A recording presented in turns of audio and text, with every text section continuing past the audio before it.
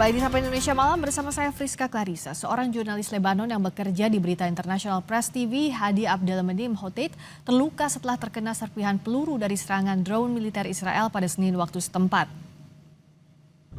Try to destroy the entire area. Video amatir yang direkam jurnalis Press TV ini menunjukkan detik-detik saat ia terkena serpihan serangan drone. Insiden tersebut terjadi saat ia tengah melakukan laporan lapangan mengenai dampak serangan di kota Kfar Tebnit, Lebanon Selatan. Ledakan tersebut melontarkan serpihan logam yang melukai bagian kakinya. Jurnalis ini segera dilarikan ke rumah sakit Al-Najda Al-Shabia di Nabatiyeh untuk menjalani operasi pencabutan serpihan peluru. Try to destroy the entire area. Sebelumnya, militer Israel melancarkan serangan ke Beirut yang menargetkan infrastruktur Hizbullah. Serangan dilakukan Israel di tengah upaya kesepakatan damai Iran dan Amerika Serikat. Asap terlihat mengepul di atas ibu kota Lebanon. Serangan itu sebagai tanggapan atas serangan Hizbullah di Israel Utara. Teheran yang merupakan pendukung utama Hizbullah bersikeras bahwa setiap kesepakatan gencatan senjata AS Iran juga harus mencakup penghentian serangan Israel di Lebanon.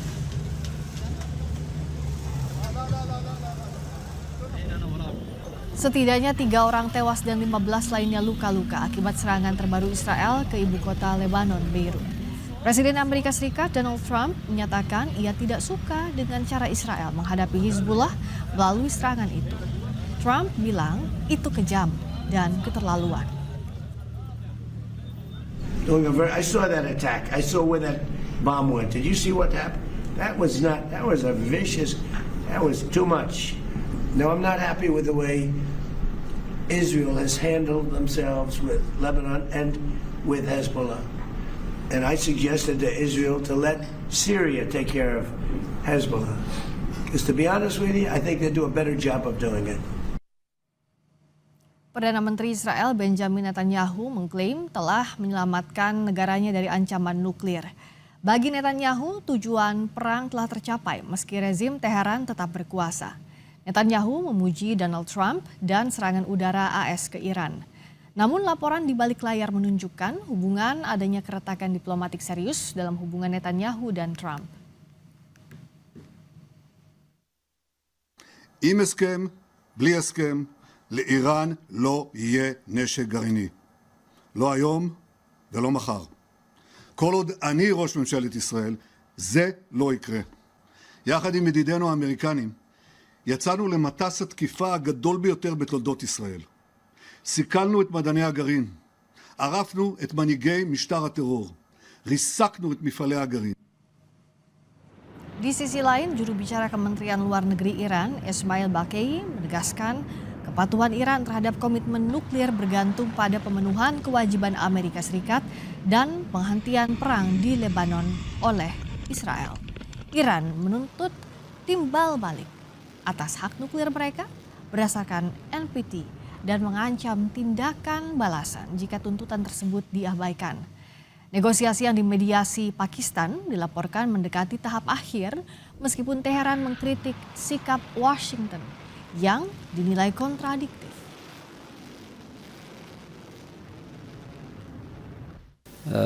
این موضوع هم بحث غنیسازی که حقوق و تکالیف ما کامل روشن هست به عنوان عضو معاهده منع اشاعه و موضوع ذخایر اورانیوم غنی شده با درجه بالا هم باز تکلیفش روشن هست. Penandatanganan nota kesepahaman antara Amerika Serikat dan Iran dijadwalkan di Swiss Jumat mendatang. Akankah momentum bersejarah ini akan benar-benar mengakhiri perang? Kita bahas bersama pengamat geopolitik dan Timur Tengah, Mahfuz Siddiq. Selamat malam, Pak Mahfuz. Selamat malam, Mbak Friska. Kalau kita melihat kondisi saat ini jelang perdamaian antara Amerika Serikat dan Iran, sebenarnya apa yang bisa jadi jaminan kedua belah pihak akan benar-benar hadir di Swiss untuk betul-betul menandatangani nota kesepahaman perdamaian? Ya, kalau kita ikuti perkembangan terakhir, nampaknya peluang ditandatanganinya nota kesepakatan atau kesepahaman antara Amerika dan Iran ini semakin besar ya, dan itu ditandai dengan pernyataan Perdana Menteri Israel Benjamin Netanyahu yang nampaknya mulai melakukan soft landing terkait isu nuklir ya.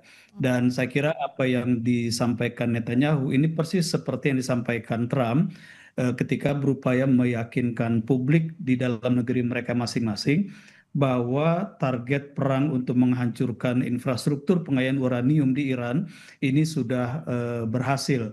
Jadi ini adalah langkah soft landing yang dilakukan Netanyahu sebagaimana sudah dilakukan Trump beberapa waktu yang lalu. Nah, tinggal mungkin ada satu masalah yang paling krusial yang belum, menurut saya ini belum ada titik temu dan masing-masing pihak akan bertahan pada posisinya, yaitu soal mundurnya atau keharusan ditarik mundurnya tentara Israel dari seluruh wilayah Libanon, khususnya di Libanon Selatan. Iran ini akan memasukkan klausul ini sebagai bagian tidak terpisahkan dari draft MOU, dan saya kira Amerika Serikat juga akan menekan ke arah situ. Tetapi Israel kalau kita lihat pernyataan Benjamin Netanyahu, pernyataan Menhannya itu kan jelas-jelas menegaskan mereka tidak akan menarik mundur militernya dari wilayah Libanon Selatan khususnya. Saya kira ini yang akan masih menjadi ganjalan untuk sampai kepada penandatanganan MOU.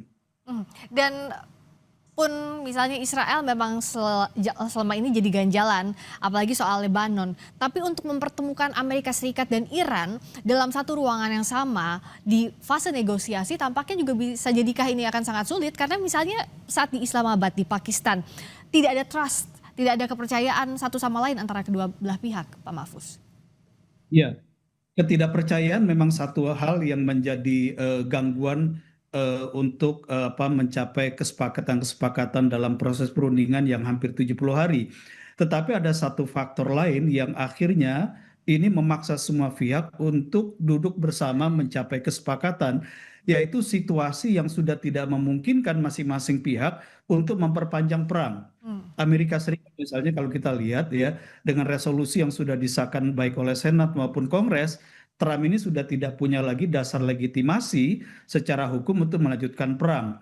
Sementara negara-negara di Teluk ya, dengan situasi yang sudah babak belur ya, dan krisis energi mereka ini sudah sangat besar ya akibat blokade ini, mereka juga sudah tidak lagi mampu bertahan terlalu lama dengan pemblokadean Selat Hormuz ini. Sementara di Iran, kalau situasi ini masih berlarut-larut, sangat mungkin friksi yang sekarang ini mulai muncul ke permukaan ini akan semakin membesar ya. Dan kalau friksinya semakin membesar ini juga menjadi ancaman bagi politik domestik Iran. Nah, tinggal memang faktornya adalah Israel.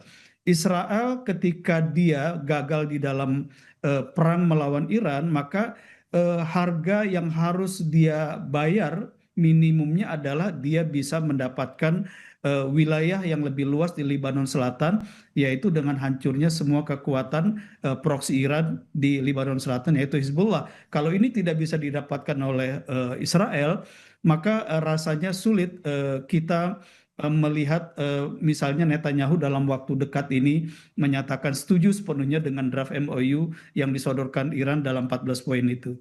Pun Iran tidak akan membiarkan Lebanon Selatan diserahkan kepada Israel.